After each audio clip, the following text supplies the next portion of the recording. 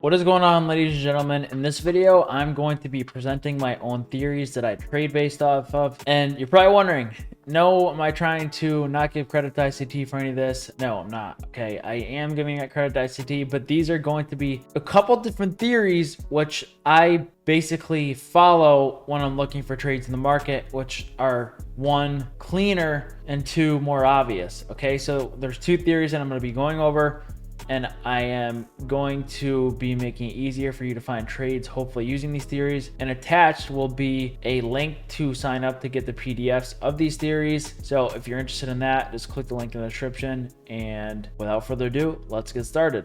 Okay, so you can see right here, this is what it is. Very basic, okay? It's called the Gap Clarity Theory, GCT. And you can kind of go over this, but it basically has to do with how big the fair value gaps I'm taking are relative to the candles around it. For example, this fair value gap is too big relative to the candles that appeared before it. Therefore, I would not use this. Okay, the stop loss would be too big and it's just out of proportion with the previous candles. This is too tiny. Relative to the candles around it, it's out of proportion with everything else and it doesn't make sense to use, and these will get blown by all the time. This is the one that's just right. It's very obvious relative to the candles behind it, and you can really see it the second you look at your chart. So I'm just going to go over this real quick on the chart so you guys can see what I'm talking about. So if I go to the 1 minute chart from earlier, I want you to pause the video and I want you to look at the screen right away and see what fair value gaps stick out to you. And you can unpause the video and I'll tell you which fair value gaps stick out to me. There's 4 of them. In this screenshot, there's 4 fair value gaps that stand out to me the most. Okay, so hopefully you pause the video. I'm going to label them right now. The first one is right here. The second one is right here. The third one is right here. And the fourth one is actually overlapped to this, which is right here. So in my opinion, these are the 4 obvious fair value gaps that I see that stick right out to me based off my theories. Relative to the candles around it, these are very obvious. They're not too big, but they're not too small. And they're good proportions to make this really obvious compared to the candles that come before it and after it. So you can see not really getting any gaps, and all of a sudden, boom, gap, right? It's very obvious. Same thing with this. Consolidation, boom, gap. And it wasn't like it's a gap way down here. It's not like it's a 50 million point candle. It's just a nice gap. This was about a 20 point gap right here, which is not bad. Those are ideal. 10 to 20 points is an ideal gap. Okay, but it has to do with the candles relative around it. Okay, same thing with this. Very obvious. You can see it right away. And same thing with this. So I would consider these gaps fairly obvious, and these are the ones that I'd use. And I'd consider these to be the best gaps to use in trading. You can see this one would have been perfect for a long, and then it would have been perfect for a short. This one would have been perfect for a long. However, we didn't get an entry. This one would have been perfect for an inversion entry. This one would have been perfect for a long for the 2022 model. So you can see all these gaps are fairly obvious. Let me show you a few examples of ones that are not obvious or just too big and out of proportion. Okay. And that obvious one would be something like this, right? It's the relative to the candles around it. This doesn't stick out. It doesn't stand out. Now, price, what happens is we close below it, which is not ideal for a fair value gap, and then we close back above it. And I do not like this price action. You want to see bodies respecting the gaps. And for me, this is too not obvious for the candles around it. Therefore, it's not something that I would use. Same thing with this gap. It's just way too tiny. It's out of proportion with everything else.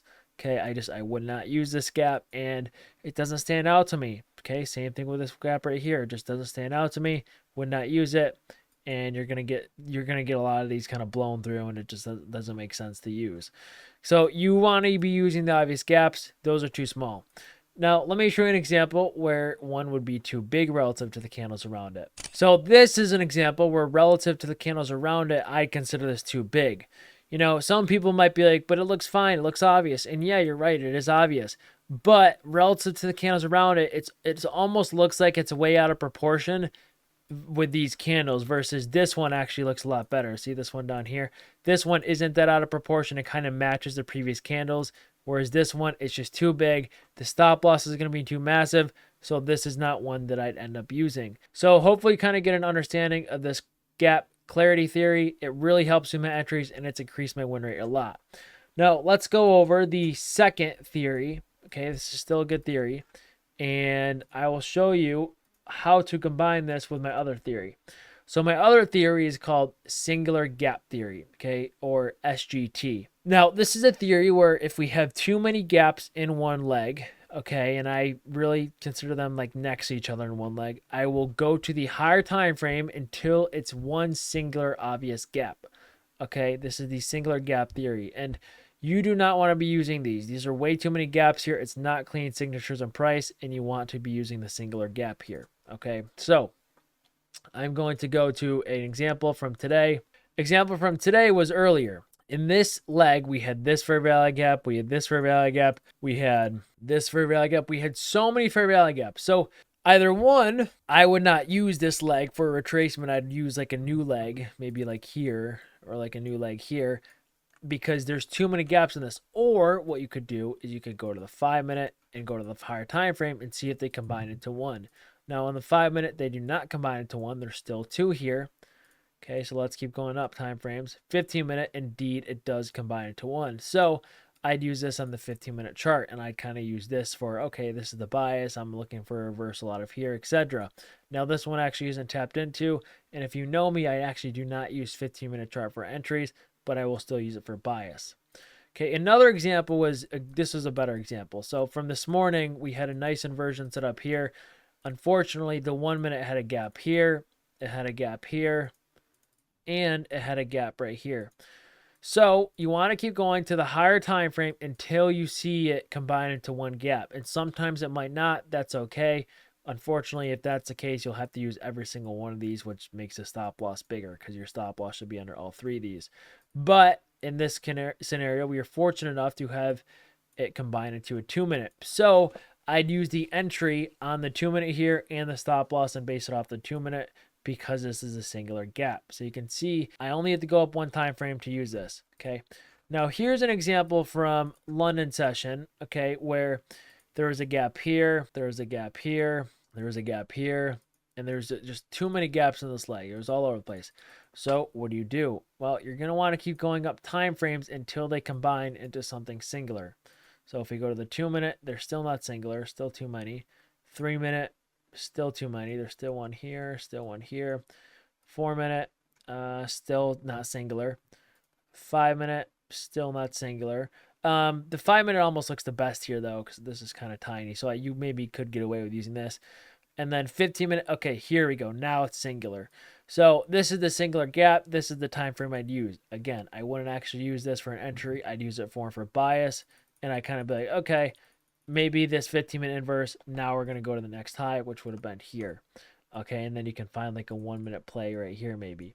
So that is how I do my singular gap theory. You want to keep going up time frames until you find that singular most obvious gap, and then you want to apply that with my clarity gap theory as well to find the best and most obvious gap. So I promise you this will help you a lot, okay, when you're looking for entries. A lot of people are taking losses off this really unclean signatures and price that have nothing to do with this. They're taking all kinds of gaps that just don't look right. And I think that's why some people lose. Or I just thought this would be a good video to go over. And I can make a PDF with theories attached to it that you guys can download. So if you're interested in downloading this theory PDF, just go to the link in the description. Last but not least, use code Dodgy, Apex. People have been getting denied payouts recently. But they're people who can't trade, who they gamble, and then they make up all these stories about how their payout was denied, but they actually were gambling and they're averaging down. You can't do that. So if you trade IFUGs on Apex, you'll be completely fine. You'll easily get payouts.